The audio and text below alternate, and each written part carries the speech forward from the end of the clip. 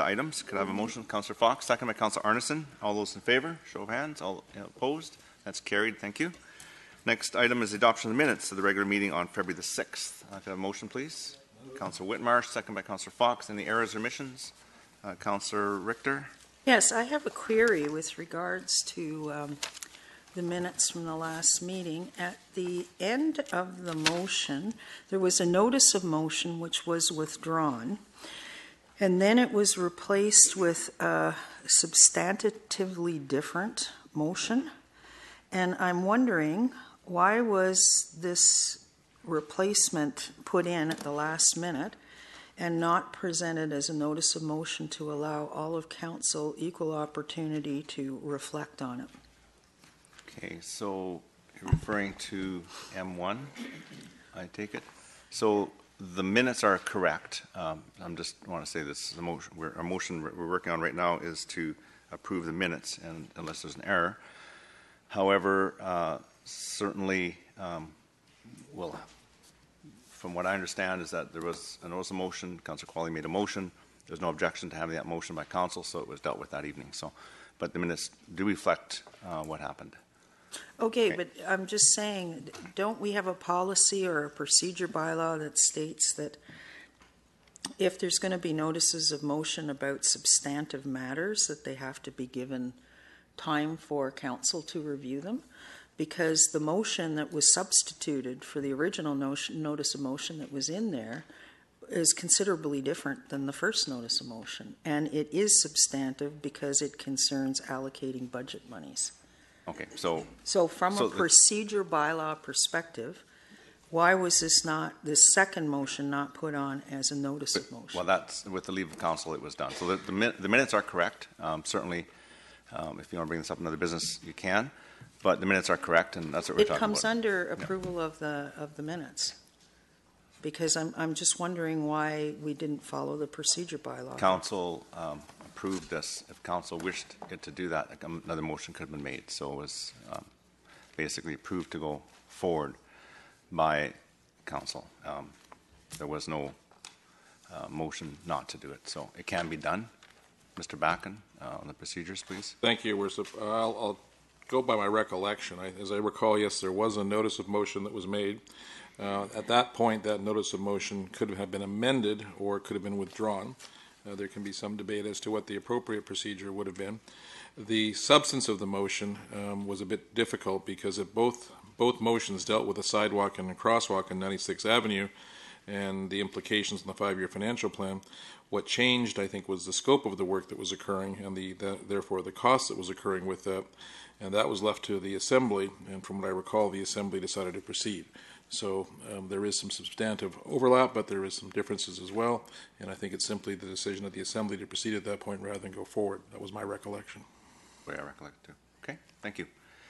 Okay, so with that, I'll call the question. All those in favor? Opposed? And a show of hands. In favor of, adoption of minutes. Opposed? And carried. Thank you. And we move on to presentations. And we have a presentation here from TransLink, Mr. Peter Klitz, Senior Planning, Transportation Planning Policy, TransLink. Please come forward. Thank you. There you are. Look at Good evening.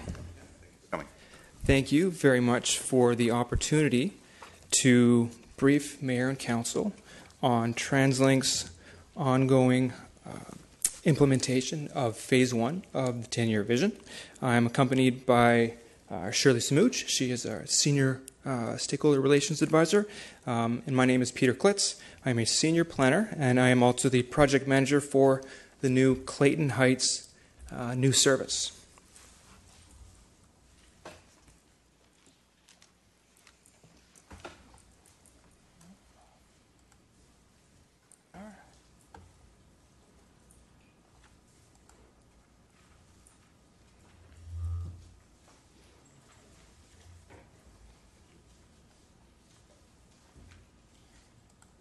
There we go.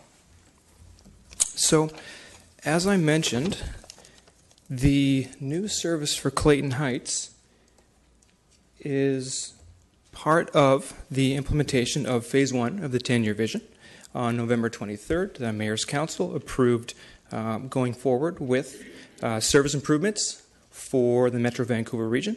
These include a 10% increase in bus service, actually for the south of Fraser, including the Township of Langley. That will actually mean a 15% increase in service, a 15% increase in Handy-Dart service, 20% increase in rail service, including SkyTrain, increase in C-Bus service to every 15 minutes or better, pre-construction work and consultation on the Broadway, Subway, and Surrey Light Rail rapid transit projects, new funding for improvements to the major road network, and expansion improvements to the cycling and walking networks. For Langley in particular, I just wanted to highlight some of the improvements that will benefit the residents of the Township of Langley. They include 28 new SkyTrain cars. I know the SkyTrain, of course, doesn't go to the Township of Langley, but certainly many of the residents of the township find themselves on the SkyTrain. New bike parkade at Carvoth Exchange. Something very exciting, new Beeline service on Fraser Highway between Langley City and Surrey City Centre. Beeline is a service that would operate every 15 minutes or better, 7 days a week. A little bit closer to today are some bus improvements which will be introduced in April of 2017, just a couple months from now.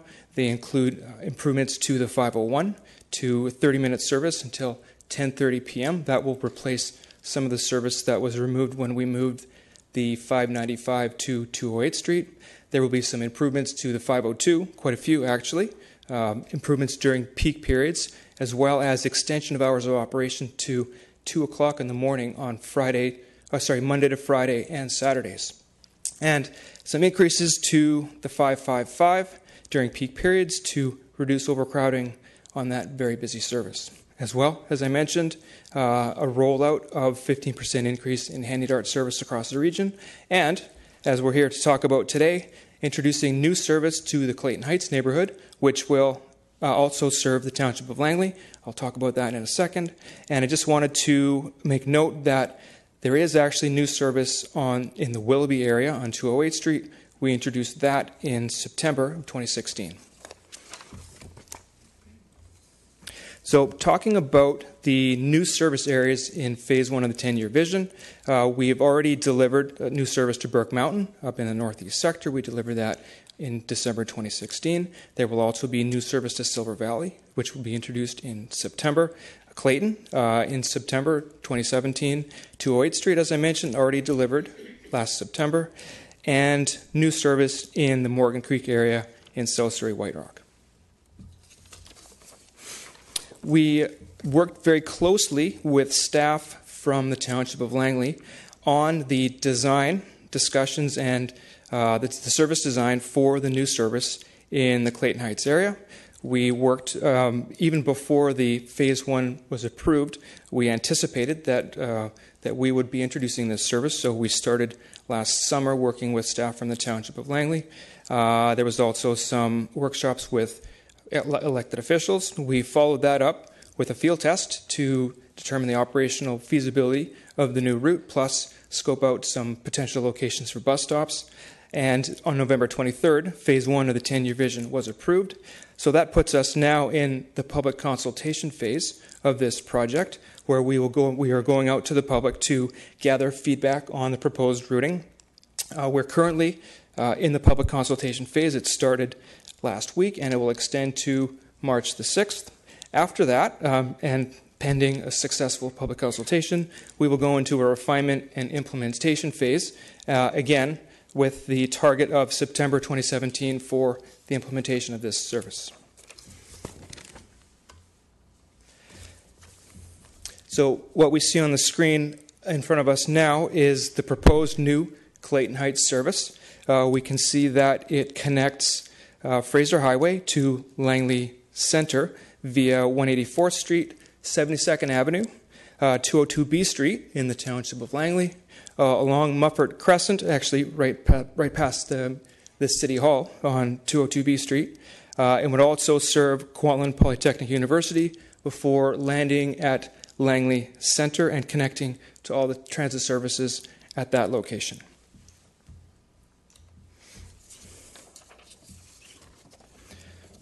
So, worthwhile to note that there are no changes to any existing services associated with the introduction of this new service. It will simply be a brand new transit route that is overlaid on the existing network. It is proposed to operate every 30 minutes during peak and off-peak periods, Monday to Friday between 6 o'clock in the morning and 10 o'clock at night, Saturdays 7 a.m. to 9 p.m., and Sundays and holidays 8 a.m. to 9 p.m. The vehicle will be a community shuttle to start off with, and as I mentioned, we are currently working with the Township of Langley staff on proposed bus stops and bus stop locations. Some of the benefits of this new service include, of course, new service to areas that don't currently have service on 72nd Avenue and 202B Street. There are actually about 19,000 people that will benefit from improved transit with the introduction of this new service, 2,000 of which do not currently have access to transit service, so they'll get access to transit service for their first time. As you saw from the map, the new service will connect to Fraser Highway, to the 502, and of course the future B line on Fraser Highway, which is coming in 2019. When future rapid transit on Fraser Highway comes, it will also connect to the future rapid transit. And it also connects to the 501, which will take people to Carvoth Exchange, and the 595, which is a connection to the West Coast Express. And there are, of course, 12 other routes at Langley Centre and 4 other bus routes at Carvoth that this new service will connect to. As I mentioned, we are in the public consultation phase, which extends from February 14th to March 6th. We will be letting people know about the consultation on this new service through newspaper ads in places like the Langley Times and or the Langley Advance. There will be social media posts, notices to key stakeholders such as Downtown Langley Business Association.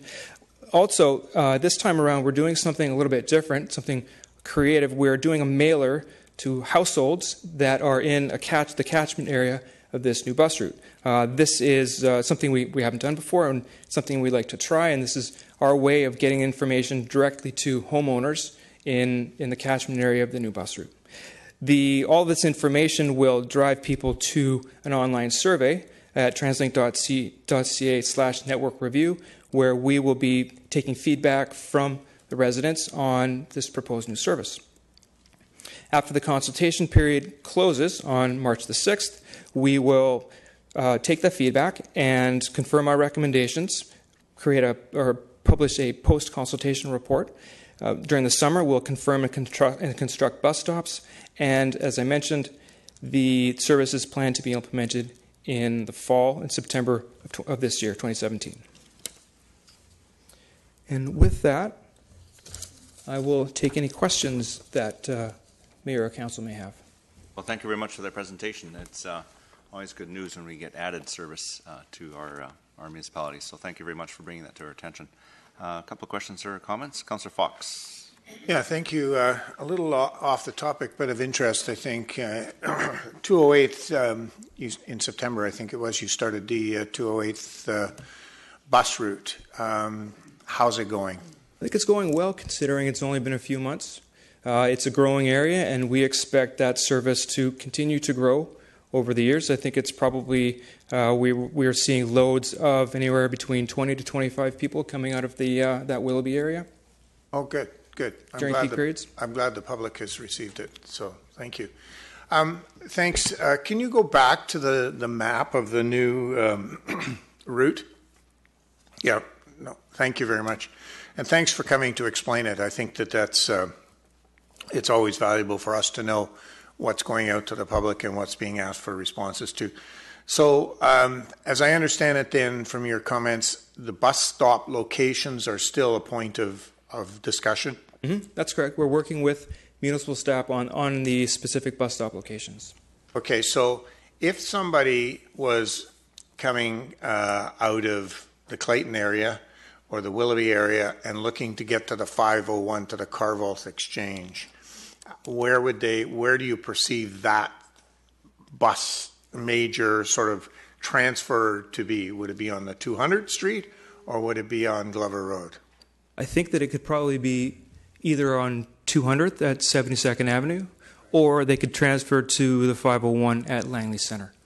At Langley Center. I'm just thinking if they were coming from the Clayton area, they want to get there as soon as they can, not try to repeat their routes. Yeah, that's fair enough. I think people are economic users of the transit system. They'll find the easiest, best location for them to make, the transfer to that 501 service. Yeah, I think that my point in asking the question is the 555 service has been, I think, well received and is extremely well utilized, and the greater number of people we can access in the quickest fashion will only increase the value of that particular service option, as opposed to going down Fraser Highway and getting SkyTrain.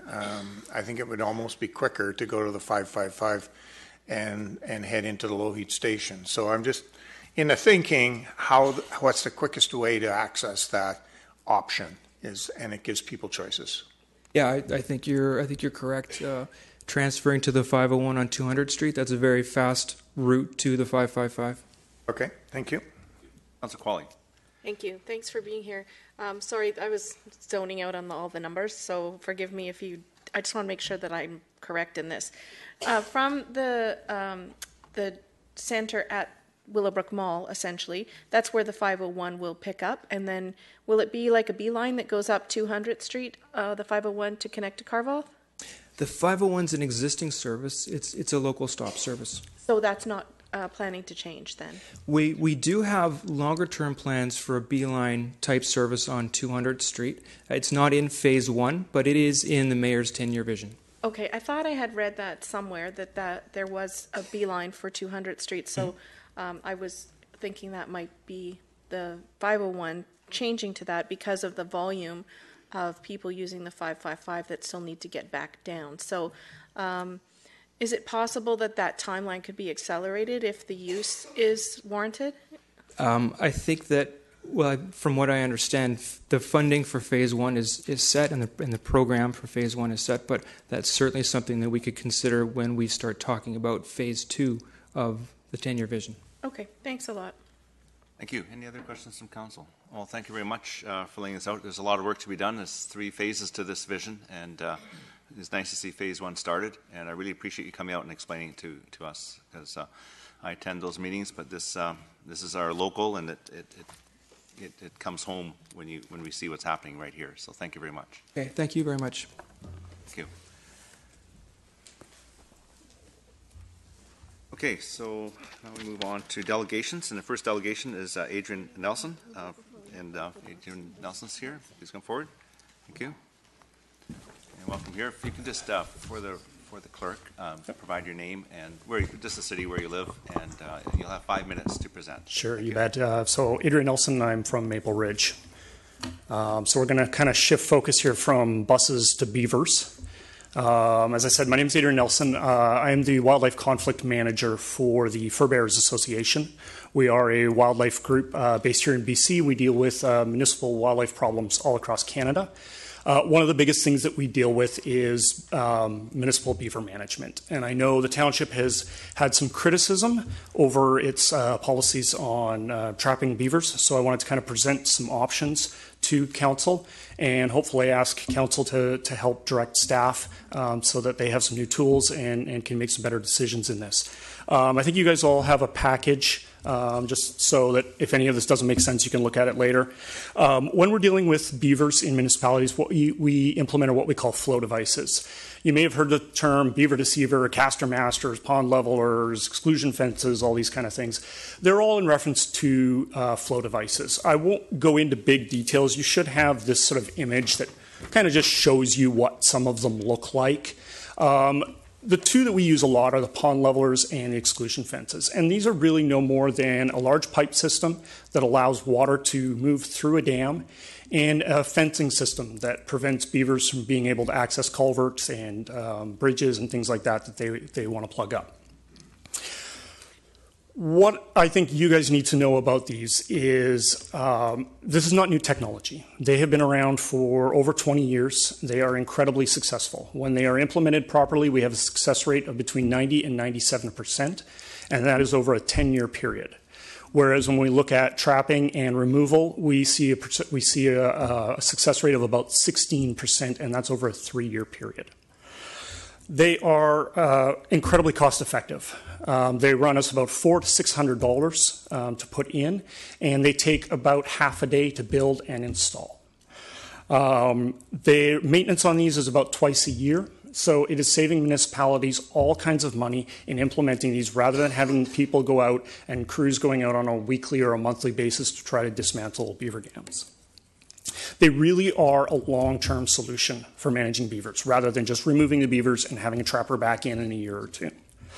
Now, I'm not here to sell you devices. We really want to empower staff. We want to give staff new tools for them to combat these beavers. We offer a municipal training program to municipalities.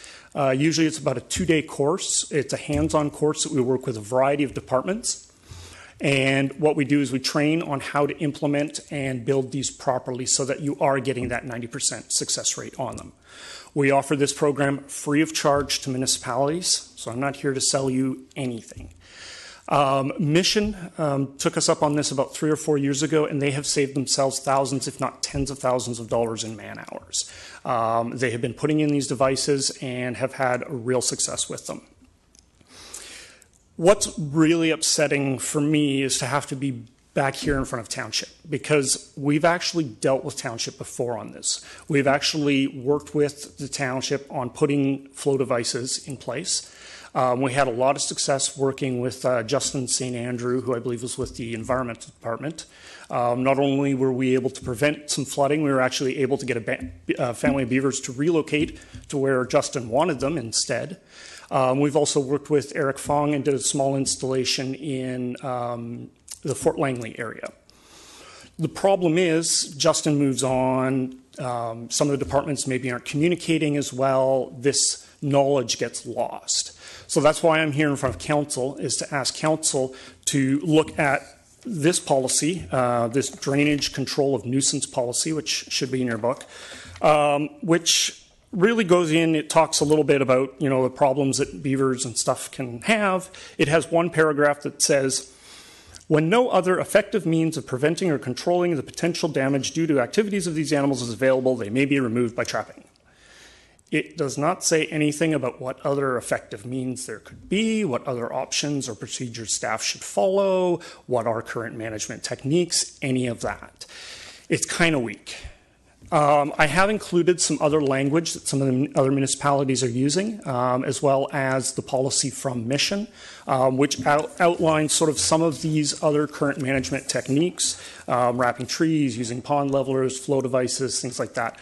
So I would really implore council to look at this policy, to update this policy with current management techniques, so that staff, no matter who they are, where they come from, have a proper set of guidelines and procedures to follow when dealing with these beavers. So that's it. I'm flashing, so I will shut up now. And thank you there. If there's any questions. Some questions.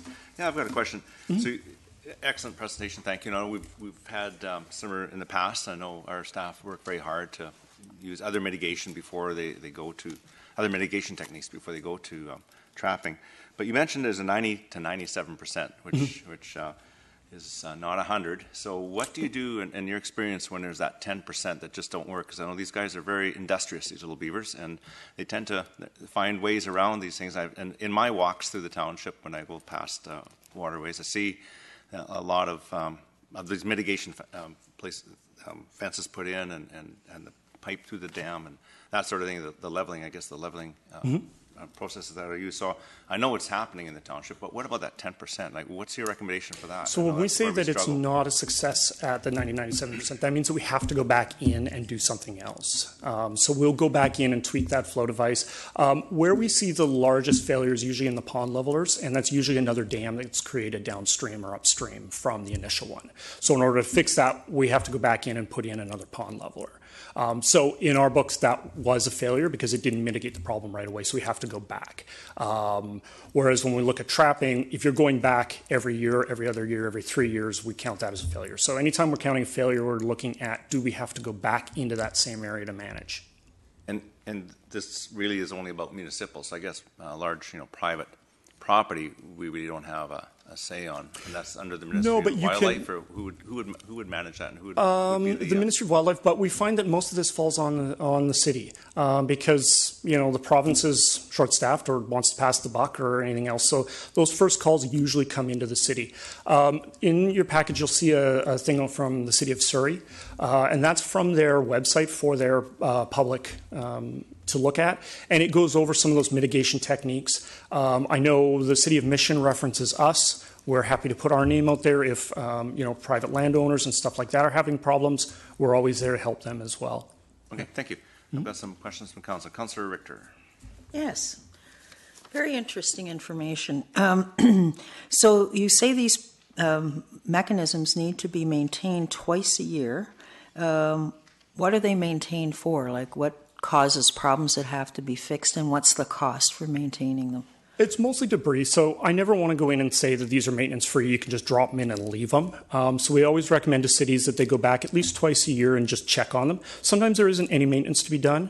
Sometimes, a lot of the times, what we find is garbage gets piled up on these. So quite often, somebody will have to get in and remove some of the garbage off of these devices and open them back up. But it's a far cry from municipalities that are going in, weekly to remove beaver dams and dismantle them in the same areas. Okay. And now what's the cost to put one of these pond levelers? Like, if I'm thinking of the area that we had the issue with back in January, which is private property. It's not township property, but it would be, I'm going to guess, 5 acres. So what's the cost to put these mechanisms in 5 acres? So the devices themselves, the materials run us about $400 to $600, depending on which type of device we're putting in. And I usually say you need 2 guys or gals, half a day to build and install them. So that's sort of your labor hours on that. For most municipalities, they're spending a half a day just dismantling beaver dams anyway. So if you can be a little more constructive, a little more proactive on that, I think it's a huge cost savings down there. So you train municipal staff in how to build them. Exactly. You provide the materials, they do the building. Usually when we do a municipal training program, we ask the municipality to cover the cost of materials, and we don't charge for anything other than that. Most of these materials municipalities have laying around as it is. This isn't anything unique. A lot of it can be picked up at Home Depot. This isn't anything crazy. Okay. But yeah, we generally say for budgeting purposes $400 to $600 in materials and 2 half-day man hours. Right. And you mentioned that you've trained township staff in the past, but they've moved on to other jobs now. So, to your knowledge, is there anybody in the township left who's trained in how to use these? I'm not sure. They're not that we've personally trained. Now, they may have gone out and had some videos from somewhere or something along those lines. We did work with Eric. I believe Eric Fong is still with the city. He wasn't on site for any actual training, but saw some of how it was done. But I'm not aware of anybody still left on the city that we've done any training with. And how long ago was that you did that training? I want to say about 3 years ago. Okay. And after they got the training, and obviously they put your training technology into place, were there problems after that? Not that I'm aware of. Not no. that you're aware of. Okay. No. We followed up on the site that we did the installations, and Justin was quite happy with it. We had made recommendations for another leveler at the bottom part, but he felt it wasn't necessary at that time. It was fine to leave it. I believe part of that property was also sold as well, so there wasn't as much of a need for it. Okay. And the last question that I've got, you mentioned Mission as one of the municipalities that you've worked with, as well as us. Other municipalities that you've worked with here? Here in the Lower Mainland? Yeah. We've worked with, let's see here, we've worked with Coquitlam, we've worked with Bowen Island, we've worked with a little bit with Surrey, we've done some consultation with Richmond, here, the township. So we've done quite a bit. As far as the training program goes, we've done that with Mission and Bowen Island, are the 2 that have received the full training program here. Okay. And so all these municipalities you've worked with, been happy with the results? No complaints? Complaints? No. Excellent. Thank you very much. Thank you. Councillor Arneson. Yes, thank you very much for coming. I have a couple of questions for you and just, I guess, some comments. My favorite one in looking into beavers is I found out that there's actually a colony of beavers that have their own Twitter handle, which I thought was quite comical. But I'm just wondering, based on what you're saying, it seems to me, broadly speaking, that on a cost-benefit analysis, you would say that looking into these infrastructures and putting them there would be a lot more cost-effective and economically sustainable, obviously, than just going out and trapping and removing the dams as necessary. Oh, indeed. Well, you know, when you're looking at bringing in a trapper every couple of years or every year for that site, with the exclusion fences, we generally get about a 10-year lifespan out of them. So when you amortize $400 to $600 in materials and some labor cost over that 10-year period, it really, really is a cost-effective way of doing it. Okay, thank you. I guess my other question has to do with the fact that if you have a wetland area where it's a stormwater management area, is that something that you could conceive could be a combination of both, where you could have a stable beaver population there as well as detention ponds, for example? In a detention pond? Yep, yep, definitely. We have done it. We recently just did it last fall in Calgary, actually. They had a new townhomes and single-family units that went in and had to put in new wastewater retainment for it, and wanted it as sort of a naturalized pond park type of setting. But of course, as soon as you do that, the beavers moved in. So they've been quite successful in putting in some exclusion fences and keeping that beaver problems to a minimum there. Yeah. So it can be done. Yeah, and thank you again very much for your comments. I know that this is not just a problem in the township, because I'm aware and will be participating in a conference call throughout the province talking about wildlife management conflict issues. So this is something that's very germane and top of mind, I think, in different communities. So it's very helpful to know that there are these positive management tools there that you're offering. Thank you. Yeah, welcome. Councillor Davis. Thank you very much for coming out. Very interesting. One thing that a couple issues you talked about our council policy, and where you said where no other effective means or preventing or controlling the potential damage due to the activities of these animals is available, they may be removed by trapping. I think that's something.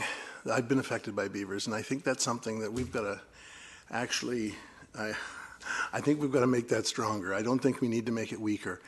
I think these devices, I talked to a gentleman today, and he seemed to be very knowledgeable, and I guess you can't put them in every beaver pond because there could be, what happens when we get an event rain? You know, I've got a stream coming down from up above, and there's all sorts of development going on directly north, and I would say a lot more than twice a year that I have to go up and move the leaves and all that off the culvert. And I'm concerned that maintenance, they're not for every place. Like if you were to put it in Derby Reach, as he explained, it's one thing, but when you put it where there's lots of runoff, and that can happen.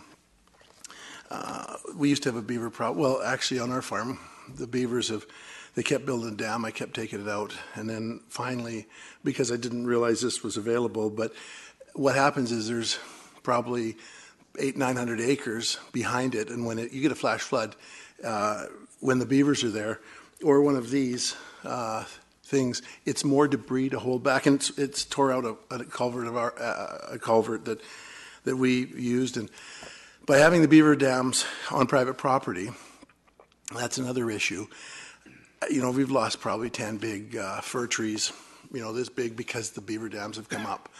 And they can be. So beavers are really nice in an environment like at Glossier or wherever. They're really nice in an environment like that. But when it comes to private property, sometimes they can be very, very eager beavers type thing. Do you know, a question, Can I comment on that? Sure. Yeah. This is actually exactly where they are the most benefit, is in those retention ponds where you cannot have a lot of water retaining behind them. So rather than waiting until that beaver dam gets bigger and bigger and bigger, and you're risking a flash flood or a break in that beaver dam, you're actually maintaining the height of the water behind that beaver dam. Beavers can't just keep building up and up and up and up. They can't bring in a crane and just start building a skyscraper of a dam. They have to build those dams very slowly. So they'll build it up, and then as that water level rises, they build it up a little more, and they keep going and keep going until you have a problem where you have a very large amount of water now that's being impounded. By having a flow device in there and constantly allowing that water to go out, we can manage the height of the water that's held behind that beaver dam. So they can continue to work on that beaver dam, but the water continues to go through it, and it can't actually impound any more water. An example is we have a piece of property, we have a road, 232nd, and there's a big drainage ditch that drains, and, it can be 10, 15 feet wide, and I know Councillor Fox has been there before, and we've dug out some deep beaver dams. But if you take an event like that, that's on private property. If you put in those pipes, and then we get a rain event, and we're getting more and more rain events, and it comes way too fast to go through a little hole like that. So then it goes back up to the height of the dam. It goes up and over the dam. It'll spill over at that like point. normal. Yep. But then it also floods 232nd, and then it Right. costs the Township of Langley a lot of money. Mm-hmm. In a case like that, instead of having, costing us quite a bit, it can cost $500. I don't know how much it costs, but it might be better to take the beavers out of there, because then it becomes a real liable. If the township puts in, here's another question: if the township puts in one of those in a culvert, are we liable? Is it our responsibility now? Yes, and you're also liable if you don't put it in as well. Now, those pond levelers wouldn't go through a culvert. We use a fencing system to keep them out of the culvert. So right now, the municipality is at a liability that if they don't get their crews out in time to unplug that culvert, things get flooded. So rather than being reactive and waiting for culverts to get plugged up, we put in an exclusion fence ahead of time to stop the beavers from being able to even access it and plug it up. So you're being very proactive in your management of the beavers, as opposed to just going in every time, pulling that dam out, hoping you get there in time, then removing the beavers, and then waiting for the next crew of beavers to show up later.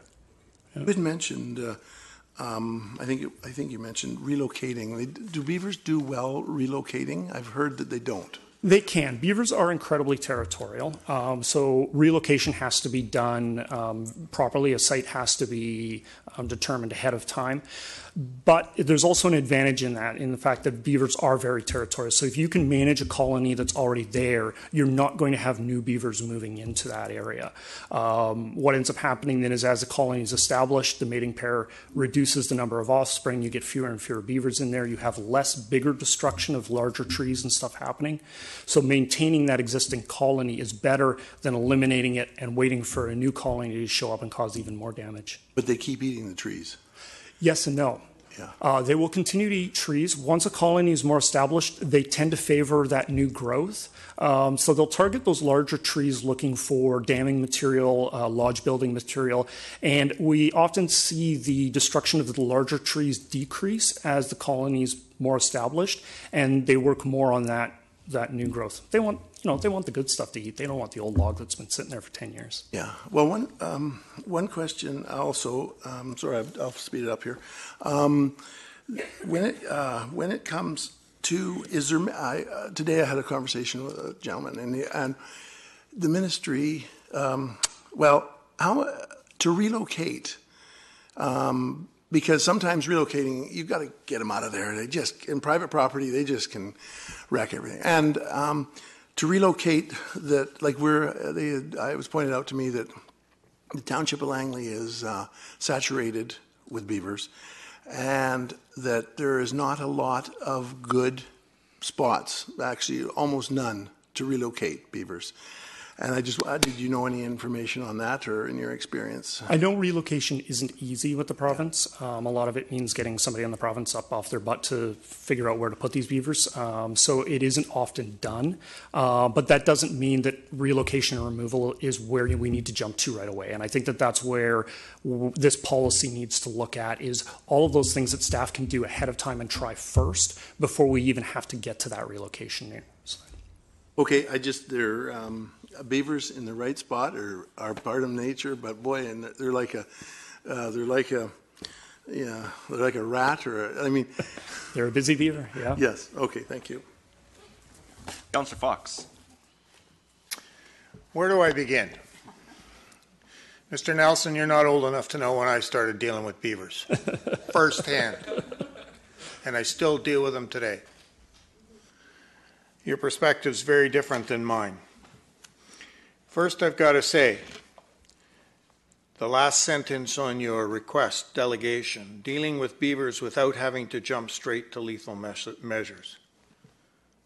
Are you fully aware in your background of what was done prior to the incident that seems to have sparked this?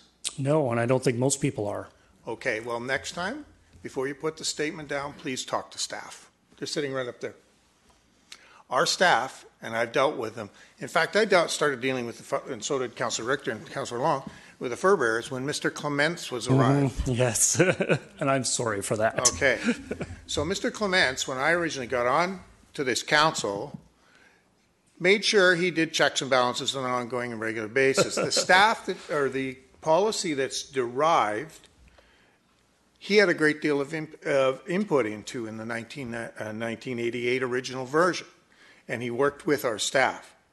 I have to say that our staff, and I will say this unequivocally, our staff are well versed in pond levelers, fences, all those things. I don't know why this situation happened. There's a reason.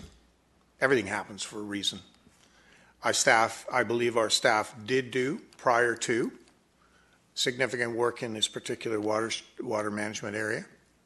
In fact, right now in the township of Langley, there are 20 active sites where beaver management's taking place.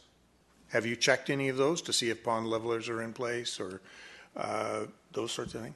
Our qualms are not with staff. Like I said, we've worked with staff quite closely. Our qualms are with a council policy that basically says if there's no effective means, but doesn't say what other effective means there should be. Yeah, but this is a policy. This is a policy which is an umbrella. You Right. understand what policies are versus I understand that, management and we practices. can look at the policies of neighboring communities, and they are a lot more in-depth and provide a lot more examples of some of the current management techniques that should be implemented. But you indicated to me when I'm sitting here that you were very unsure and had doubts about whether staff had the capacity to implement any of these particular. I'm not in yes, you did. doubt. I've never personally trained them. That's all I said. So I don't know if they have proper training or not. That's. Well, I think. And I'm I not think here to sell counsel on our training. I'm simply here to sell counsel on a very weak policy for beaver management.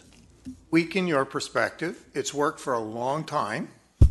I wouldn't call having a trapper come into the same location every year a working solution. Have you actual proof that he's come in every year? This is argumentative. We do know the trappers have been called into areas like the Gloucester area on a constant basis. You have proof of that? Yes, I believe. Where is Jim? I believe he has actually spoken with one of the trappers.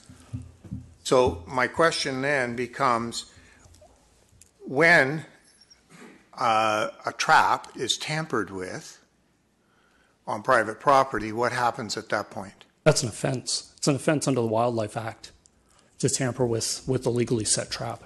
So in this particular instance, someone pulled the beaver out of the water. Okay? Why wouldn't you be investigating that? Because I'm not a conservation officer. Okay, so you are not going to investigate, but would you forward that to a conservation officer if you found that in one of your I don't know the background of the trap. If I had set the trap, sure, then I would definitely be phoning the conservation officer. But I have no idea the purpose of the trap, who pulled it out.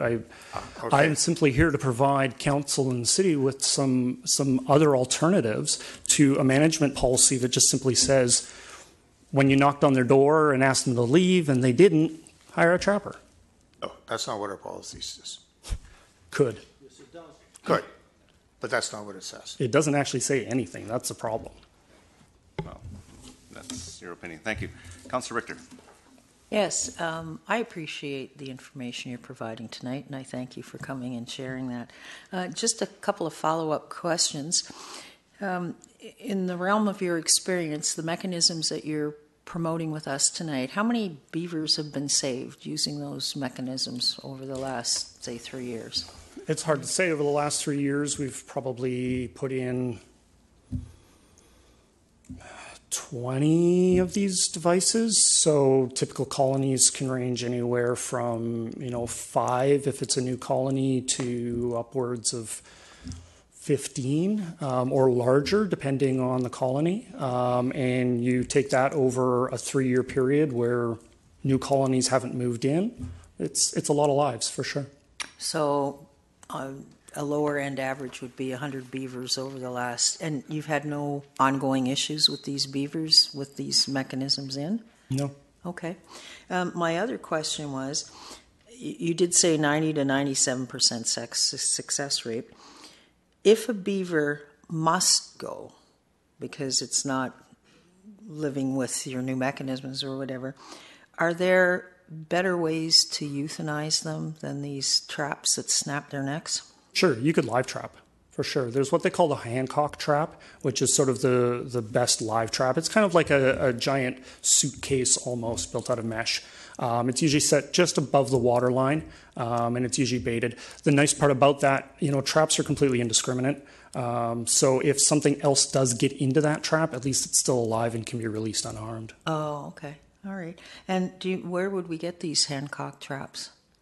There's probably local trappers that do live trapping. I know we dealt with an individual that's trapping out of Richmond. The trap wasn't quite set right, but he is using live traps. So there are local trappers that are using live traps. Yeah. Great. Thank you. Councillor Whitmarsh. Yeah, thank you for coming today. I just wanted to clarify that your primary point is that our policy doesn't maybe specifically outline some of the control practices that we might be using, or is your concern more that we're not using control practices or beaver management practices at all? I'm trying to get clarification. Is it that we're doing it, but we just don't state specifically what they are, or you're concerned that we're not actually doing it? I think it's a little bit of both. I think the main objective here is that it's not saying what you are doing. And from a public perspective, it makes it very hard to know what the city is doing. So what ends up happening is somebody finds a dead beaver, contacts the media, it becomes this huge media storm, and everybody's getting down on the township because they don't do anything, and all you have is a policy you can refer back to that says, well, as long as we've used no other effective means, we had to hire the trapper. So I think it's a bit of both. I think from a public perspective, it would be nice to see a policy that outlines a little bit better of the procedures of what they are using. And I think it works well then when these situations do happen that staff can say, we have a policy, these are the things we tried in this particular area, and this is why we had to go to that route. Okay, that's helpful. Thank you. Thank you. Thank you very much. I do want to, and thank you for that advice. I hear you reading this policy. It certainly people may jump to the conclusions that the Township of Langley isn't following what other municipalities are, but we certainly are, and perhaps we can do a better job in our public communications. I think that's what you're saying. Certainly, this council, this has come before us, and this council is very aware of humane treatment of our wildlife and want to make sure that the best job is done. One thing I do note is that the other policies that you have provided us from Mission and from Surrey also have as a last resort trapping, and really that is a last resort, but it is necessary sometimes. And I think reading through their policies just quickly, it's in there, and so perhaps there's a better job of outlining all the things to do. But I can guarantee you, we're doing them. So just want to make sure that the public are aware of it, but perhaps we can do a better job of, through our website or wherever on our mitigation, kind of the steps that we do. The policy may not have to have it, but we certainly can do a better job in making sure that information is available. But we certainly are doing these things. As I mentioned right in the beginning, I see these mitigation devices in the wetlands around where I live when I go for walks, and certainly we'll continue to do that. And really it is a last resort to euthanize or to trap or to relocate. So I do appreciate you coming out and enlightening us on that, and thank you very much. Thank you. Okay, the next delegation is Jim Armstrong. Please come forward. Thank you.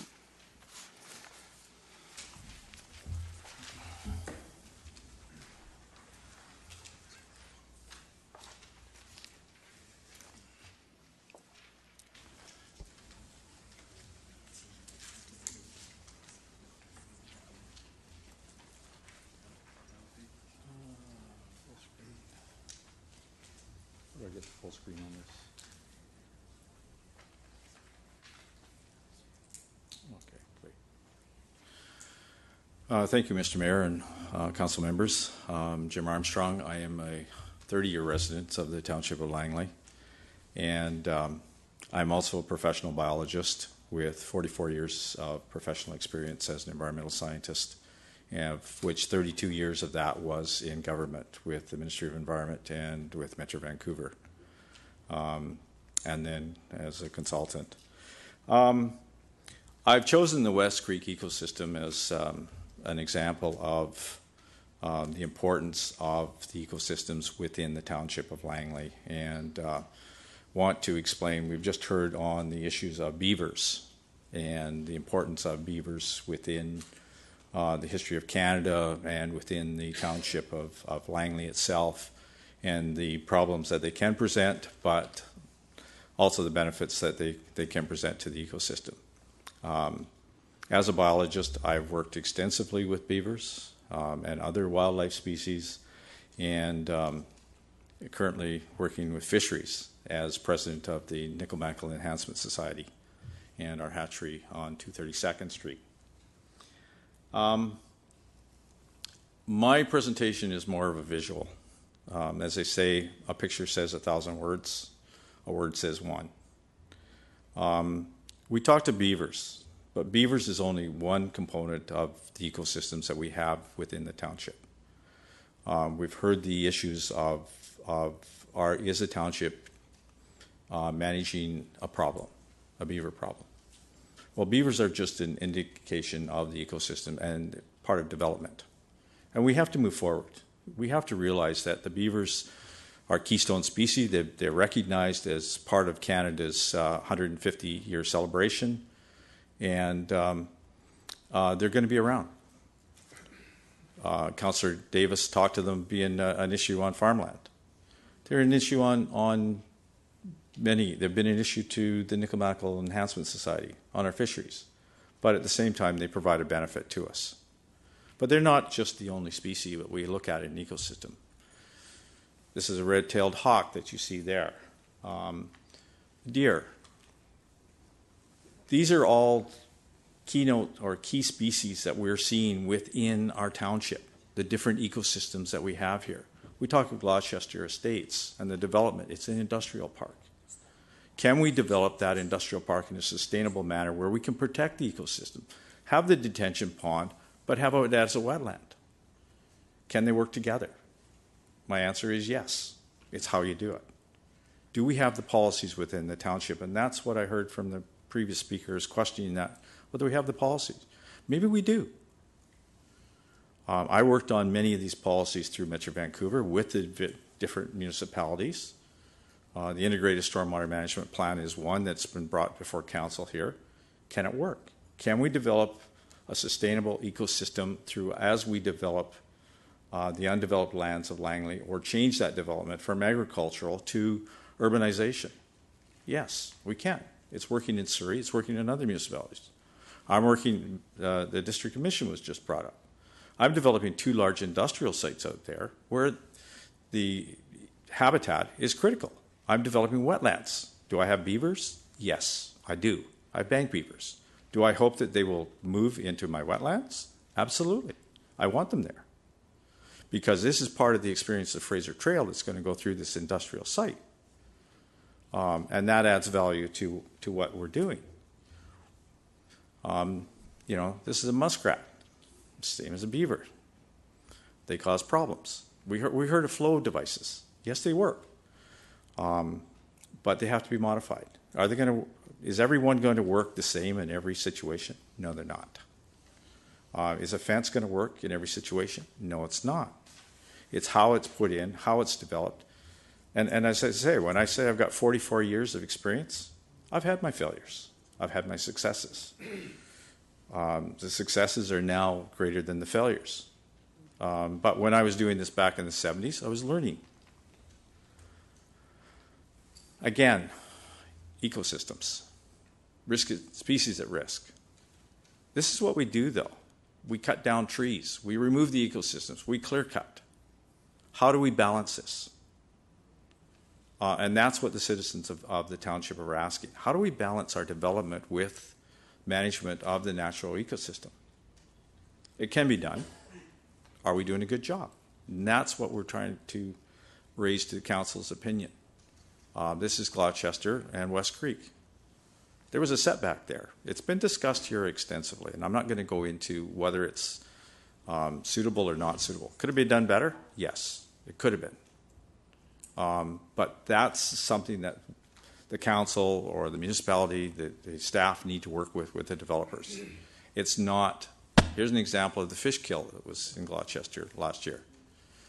Wrong system put in place by the developer. It's an engineering system. Did it work? No. It's a failure. There's your trapped beaver. I've seen this many times. Live traps, do they work? Yes. Is it necessary to do this anymore? No. This went out at least 2 decades ago. This is what I want to see. This is what I don't want to see. It's an uncertainty.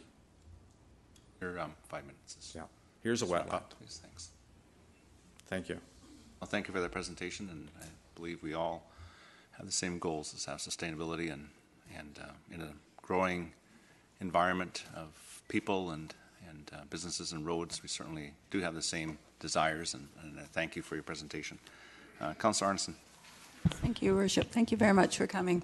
I just had a question for you. I hope I'm not putting you on the spot. But I wondered if you could, between a scale of 1 to 10, rate wetland preservation as something that's really important in terms of our sustainability in our community. Well, it's extreme. I would say it's probably in the 8 to 9. The municipalities are under a ministerial order that was issued in 2011 as part of the Integrated Stormwater Management Plan to Metro Vancouver.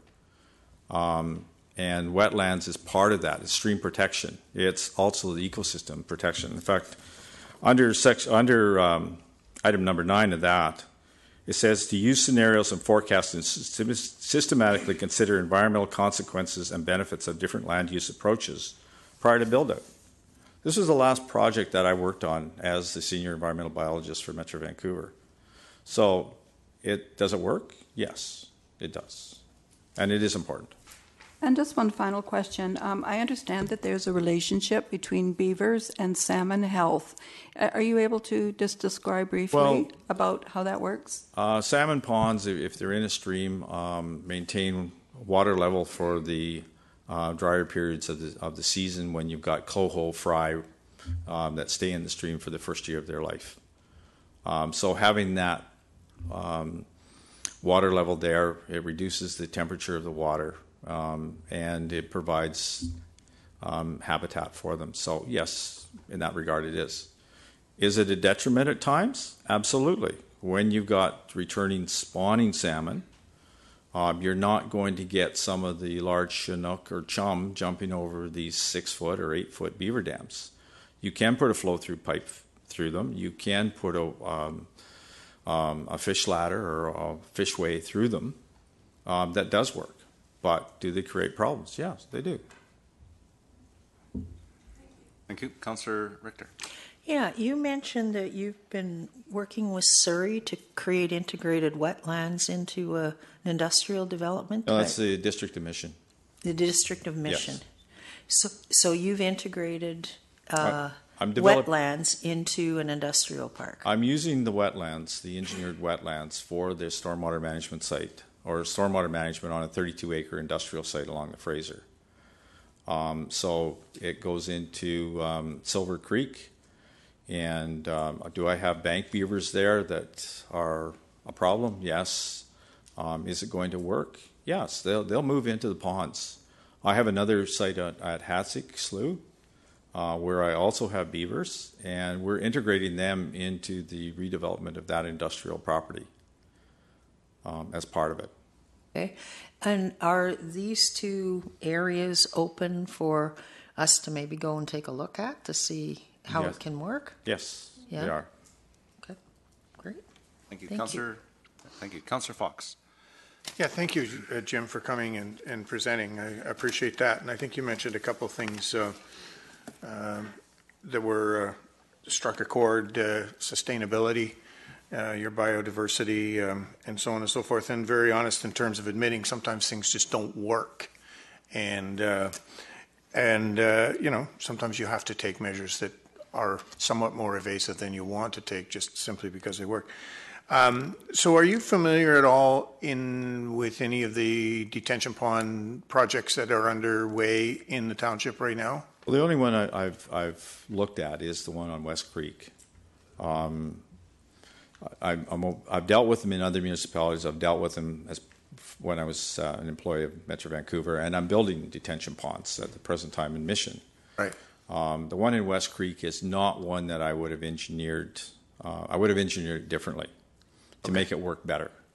The one I showed you with the fish kill, where they went through a pump chamber, was an example of where it didn't work. It's a measure. It's an engineering measure.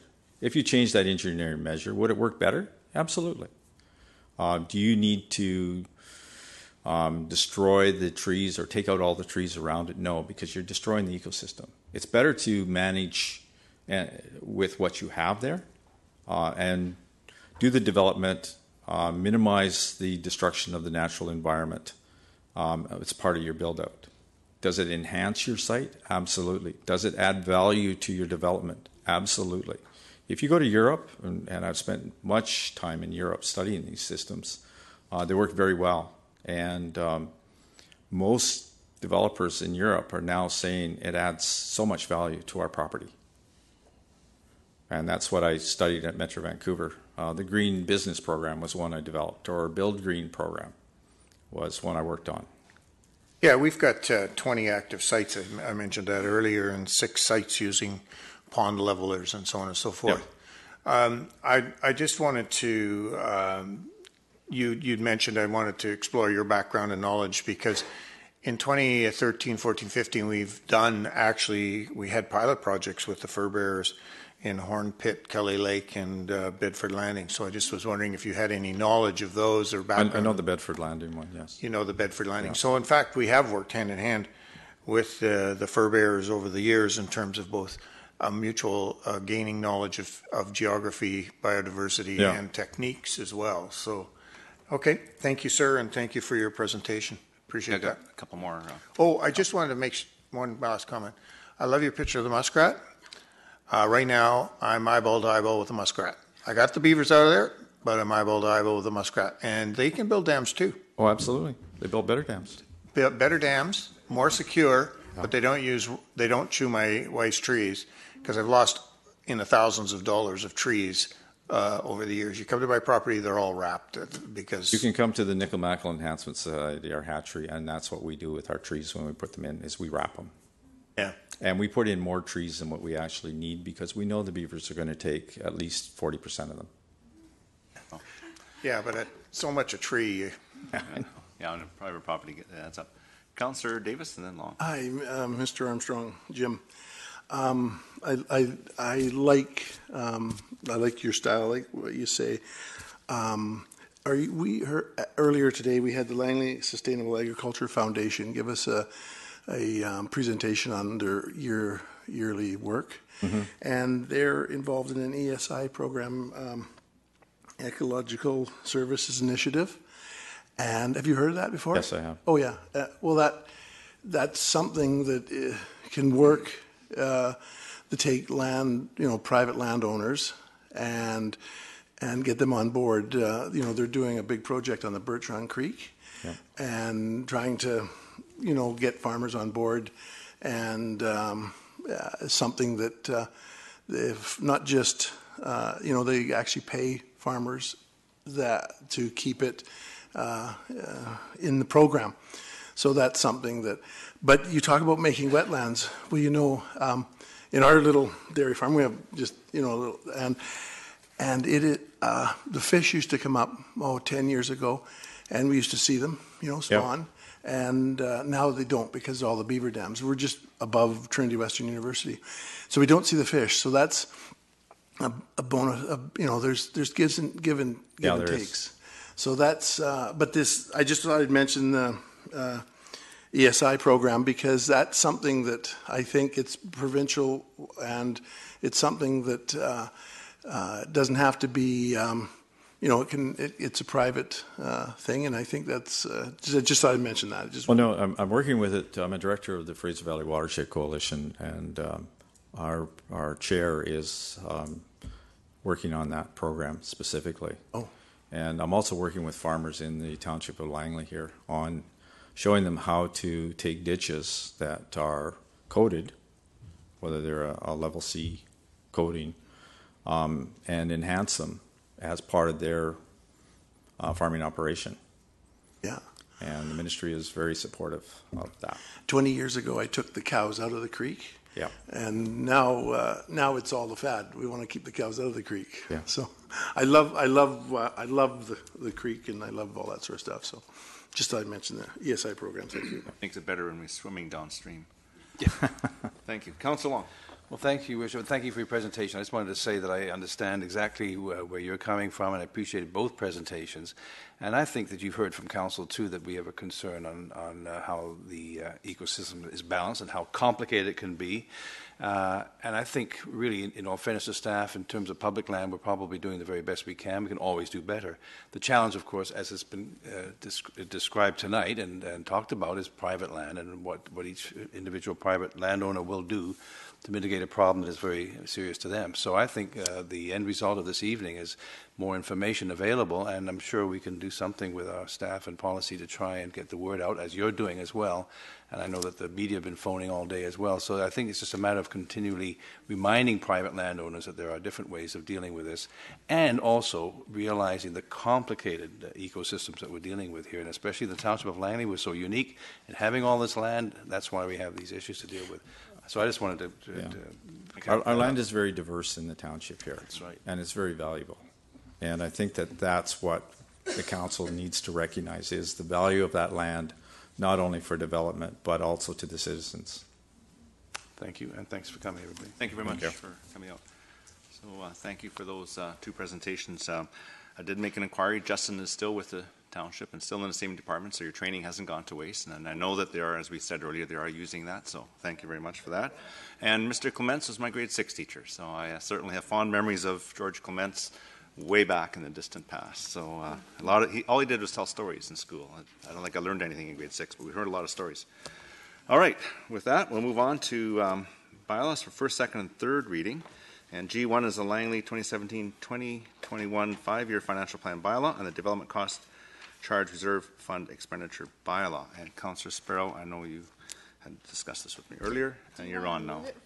Have it moved first, and then I'll make the motion to divide it, or? Sure, we'll if you want to move it, and then we'll have a motion to divide. Sure, I'll move it. Okay, so it's moved by Councillor Sparrow. Second, I need a seconder for the motion, Councillor Qualley. And so now it's on the table. And so, Councillor Sparrow, I know you wish to divide I'd like to make a motion to divide the main motion between fire and other. Okay. And so it's been moved to divide. So and the division would be, as I have a staff of help me out with this. It's written out here already. 1.84% base increase. And the other piece would be that council approved a 1.11 fire services increase. So I've got a motion to divide. Could I have a seconder, please, on that, on the division? Councillor Long seconds it. So it's been, now I'm just going to need to call a question on division. So you wish to speak to division? Yes, please. Okay, Councillor Fox. Sorry, Councillor Fox, did you wish to speak to division? Yeah, I think I don't have any problem supporting a 1.9%, 5% base increase. I see no value in dividing. Yeah, it boils down to a conflict of interest that Councillor Sparrow has to declare on the fire services portion of it. So that's her decision, and on that basis, we'd be asking for the division. Oh, yeah. Is that correct? Yeah, we did it at the other budget. So Yeah. Councillor Long on the division? Worship, that's fine with the division, but I don't think we should be going off of this document, not that it may not be perfectly accurate. Yeah, this is just an example of how it's going to be divided. I'm looking at the numbers in here because I haven't done that. Yeah, so Right? that was from Ms. Bauer, who presented this to me just to assist with how to do this. Well, we have it in front of us, and it's just That's going to right. be divided, right? That's right, exactly. That's all it is. I'm okay with it. Okay, so I believe we could do this with a call. I'll do this. You're the chair. You can just make it so. Okay, yeah, we're going to call the vote. Okay, Councillor Richter. Yeah, as a point of procedure, because Councillor Sparrow will have to leave the room on the parts she can't vote on, can we do the two that she can vote on first, and then just get her to leave, and then do the two she can't vote on, so she doesn't have to go in and out and in and out? Oh, yeah, that can be done. And so we'll deal with this one first. I have the motion to divide, so I'm going to call the question on the division. This is G1. We'll be doing a lot of G1s. Okay. It's just the motion to divide. Okay. And that carries unanimously. So now that motion is on the table. So we would, Councillor Sparrow, before I move forward, are you going to need another motion to divide in the next portion or not? Is that not for you? I don't know. No, Your Worship, where we're at right now is bylaw 5259 has two components, the base and then the increase to the base. We're right now on the first increase to the base, which is the equivalent of 1.84% because we take out the fire from the base. The second motion then would be on the additional increase, which effectively would not include fire, and then we can go back to the fire portions. Okay. Sounds good. So with the leave of council, we'll deal with the first portion, the 1.84%, and then we'll go directly to the 1.9. Okay. Do we need a motion for that, or? No, you're already divided, Your Worship, so Yeah. now we're on to Okay. what we'll call the 1.84 Okay. option. Okay, so we're on the 1.84. Is there any discussion on the 1.84? Yes, it has been. Any discussion on the 1.84? I see none. I'm going to call the question.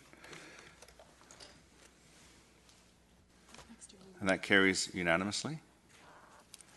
Okay, so now we move down to the motion relating to the 2.04% additional increase. That's already been moved and divided.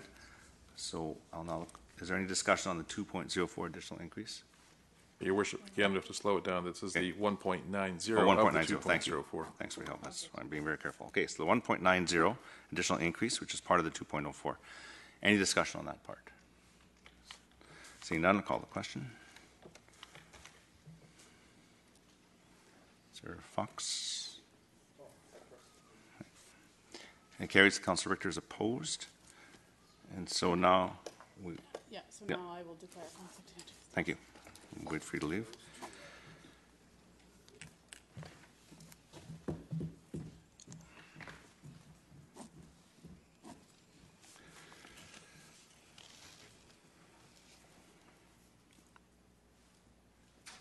Okay, so now I will call the question on that council approve a 0.11 fire services increase, which is part of the 1.95. Any discussion on that? Seeing none, I'm going to call the question on G1. I was going to, sorry, I have to cancel the vote and do the attendance to mark Councillor Sparrow out. Okay, now I'll revote. Yeah, thank you. G1. And that carries unanimously. So now we move on to the, that council approve a 0.14% additional increase, which is part of the 2.04 additional items. Any discussion on that? Seeing none, I'll call the question. And that carries with Councillor Richter opposed. Okay, so now I believe we can ask Councillor Sparrow back into the room. And I'll mark her present. There we go, close attendance. So that was to do with bylaw 5259, and so now we need to move bylaw 5260. Is that correct, Mr. Backen? Thank you. At this point, I'd ask for a motion for bylaw number 5260. Councillor Fox moves it, Councillor Arneson seconds it. Any discussion on bylaw 5260? Seeing none, I'll call the question.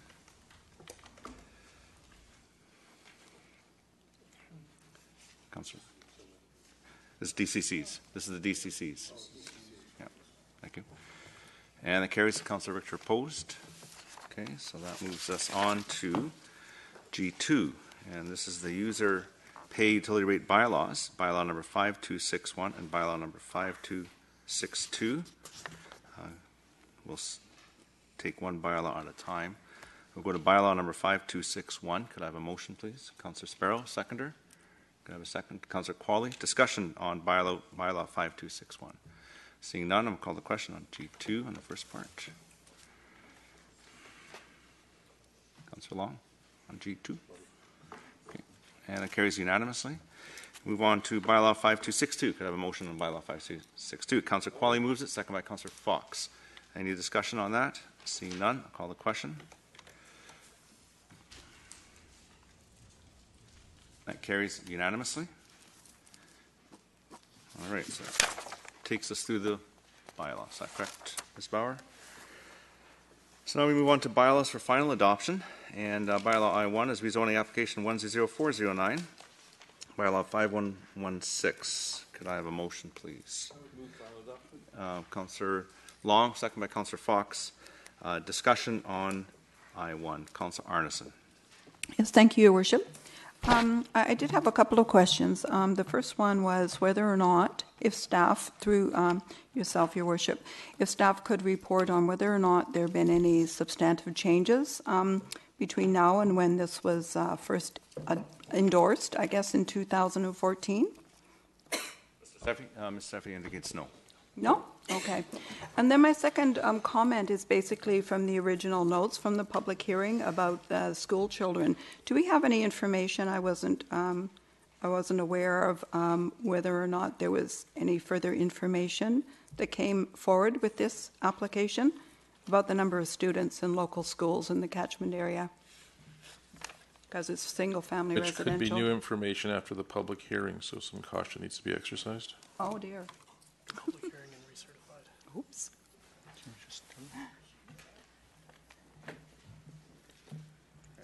So the rule would be that there can be no new information after closure of the public hearing prior to final adoption. So would the information you're about to provide be new information? No, Mr. Backen. Then you may proceed. This item, if council may recall, was deferred for a consideration back to the school district, which reconfirmed their numbers at that time prior to council's further consideration. Great. That's good. Thank you. Any further discussion? Seeing none, I'll call the question on I1.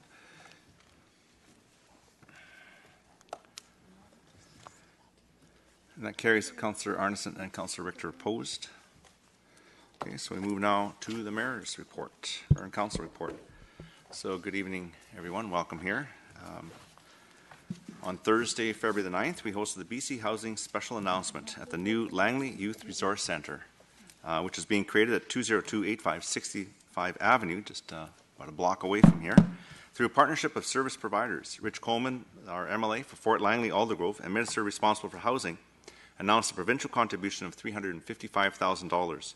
The township has donated the land and the hookup for the services, and Langley School District Youth Homelessness Task Force raised and contributed $18,000 to the project, which is expected to be open by July of this year. The centre will feature 5 beds and encompass support services. Will manage the youth hub that will provide a safe place for young people to gather and have access to shelter, food, medical services, and counselling. And I'd like to add there are some very generous benefactors in our community who have stepped up to fund the capital portion of this facility. And Britco is building it. It's a modular facility that will be up and running very quickly, and it's much needed in our community. And I certainly want to thank everyone who had a part to play with this and make this happen. On Friday, February the 10th, I visited the Pacific Rim Brewing Company. Well, I know some other councillors went there too, and the owners invited councillors to pop in and take a look at their new business, and I met Councillor Long there. And But there's no beer there. no beer yet. They're still working at it, and they were doing some drainage. But hey, you never say no to another craft brewery in the Township of Langley. Certainly, it's just actually it's just down 202 Street, just past. Sorry, 202. Yeah, almost up to what is that? 62nd there. Is this just yeah? So very close. Too close to the office. Right all I can say. your garage, Councillor. Yeah. So again, good to see young people ambitious and bringing new business to Langley. On Saturday, February 11th, was the first meeting of the Langley Environmental Partner Society Committee that will begin the task of presenting this year's Environmental Hero Awards event and reviewing the deserving nominees. And nomination forms will be available shortly. So certainly, if anybody knows any deserving people in the categories, there's a youth category, which is 18 and younger, individual, and organization or business. Can be either nonprofit or for-profit business that have done something for our environment and certainly worthy of a nomination. So get your nominations in. On Thursday, February 16th, was a Coffee and Conversations event hosted by the Greater Langley Chamber of Commerce. And I was able to meet with and have coffee with and chat about everything township with several local business owners. And I'd like to thank the Chamber for hosting this event. And I know they're doing several events like this with various people in the township. I know with the mayor of the city and our MLAs, MPs, they're having these coffee conversations, and certainly was enjoyable to talk about issues in the township and to answer their questions. On Saturday, February 18th, was the 12th annual Gift of Time Gala, and this event supports Canucks Place and Children's Hospice, and this was held in Abbotsford, and it was a great event to go to. My wife and I went there to support Canuck Place. Canuck Place it provides palliative care for children and serves the entire Lower Mainland, and there's one in Abbotsford and one in Vancouver. Actually, they serve the entire province. And a great announcement was presented here by Mike DeYoung, Minister of Finance, who announced $4 million towards Canuck Place, Abbotsford, and a $5 million continuing per year to allow them to open up the beds that they have there to provide more care to families in need and to children in need. So great to see that happen in our community, and certainly a worthy charity. They do a lot of great work. And on Saturday, February 19th, was the annual Fort Langley 5, 10, and half marathon event. And I was pleased to participate again. This is my assistant writes this down. And I did in the 10K. It was well attended and one that I look forward to each year. Beautiful day to go running through our great community along Fort Langley. And lots of people took place. There's probably about 400 runners out there. And certainly, and it didn't rain too hard.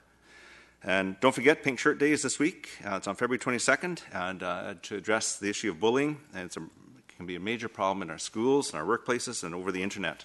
So certainly encourage everyone to wear a pink shirt to symbolize that we, as a society, will not tolerate bullying anywhere, even though we kind of stop on February 22nd and think about it and wear a pink shirt. It's something we should be thinking about every day. Regional meetings on February 16th, attended Metro Vancouver Mayor's Committee and Regional Homelessness Task Force meeting, and we had Minister Duclos, Minister of Families from federal government, was there to present to the Mayor's Council on homelessness initiatives that the federal government's doing, and certainly it ties in well with the transit planning. As we heard today, we had a transit announcement or discussion that giving good transit certainly helps poverty, it helps homelessness, it gets people to jobs and to where they need to go. So certainly building on transit and homelessness. Upcoming events, coldest night of the year is on Saturday, February 25th, hosted by Salvation Army Gateway of Hope, and International Women's Day is on Saturday, March 4th, and the Museum of Flight Gala is on Saturday, March 4th. And there at the local library was Diwali days. Chinese New Year. Sorry, I got confused. I missed it. And were you there? Yeah. Oh, good, because it somehow didn't end up in my calendar and I missed it. But it had to be postponed due to the inclement weather, and so then we did have the Chinese New Year. So it was this Saturday. Yeah. So okay. So if any other members of council want to add anything, there you are, Patrina. See, Councillor Fox. Yeah, just draw reference to the Metro Vancouver board and brief, which is in our package today, February the 9th package, and page 15, outlines what happened at the last directors meeting. Thank you. Don't have to go over it. Okay, thank you. Anybody else? Okay. Oh, Council Long, do you want to push your button? Council Long. Well, thanks, Your Worship. Just in terms of Metro Park, we're so proud to recognize our 50th anniversary of Metro Parks. And to commemorate it, there's hopefully going to be a picture coming up of a publication called Check It Out. And it'll talk about the different celebrations throughout the Metro Park network, Vancouver Metro Parks, including Aldergrove and other parks, Derby Reach, of course. And within this publication, you'll find this little passport.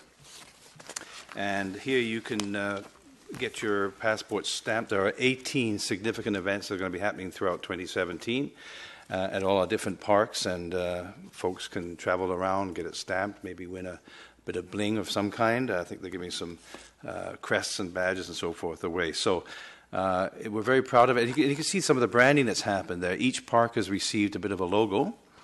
So we have a couple here because we have Derby Reach as well as Aldergrove Regional Park in our network. So these will be mailed out to everybody that's already on the Friends of the Park mailing list, but there'll be about 15,000 distributed to community centers and libraries throughout the Metro Vancouver region so that the folks can get a hold of this and celebrate 50 years of Metro Vancouver Regional Parks. Thank you. And Councillor Richter, you have something to add to the council report? No, I wanted other business. Oh, okay. That's why I had it on for. Okay. Anybody else have anything to add to Councillor Long? Well, Your Worship, I'd just like to inform Mayor and Council that I'm very honored to have been nominated to run for the position of third Vice President of the Federation of Canadian Municipalities. As you know, it's British Columbia's turn to have an elected official from British Columbia represented on the board and eventually move up the ladder, hopefully. There'll be others that will be running from around British Columbia, but the Township of Langley has me, so great. Hope to get your support. Congratulations, and there'll be several. It'll be June. Several councillors there in June. Yeah, get your signs out and start politicking. We'll be pulling out the go long buttons again. Yeah. And is there anything else on the council report? Councillor Qualley on the council report. Get you going here, Councillor Qualley. Thank you. I just wanted to let Council know, I think I circulated the information from the Lower Mainland Local Government Association about the CIVEX event that's being hosted in a few weeks. It's all about the shared economy, so lots of interesting conversation in a one-day workshop on shared bike sharing, ride sharing, Airbnb, all that stuff. So it would be great if you could attend that, and the invitation is certainly open as well to municipal staff. So I hope Mr. Becken and Mr. Seffi will make that information available to their team as well. Great, thank you. Anything else from council? Okay, so other business. Councillor Richter, other business? Yeah, other business. I would like to make a motion to refer the delegations to staff for a report on updating the control of nuisance animals policy number 05205. Is there a seconder? Councillor Arneson seconds. Discussion on the referral? See none, I'll call the question.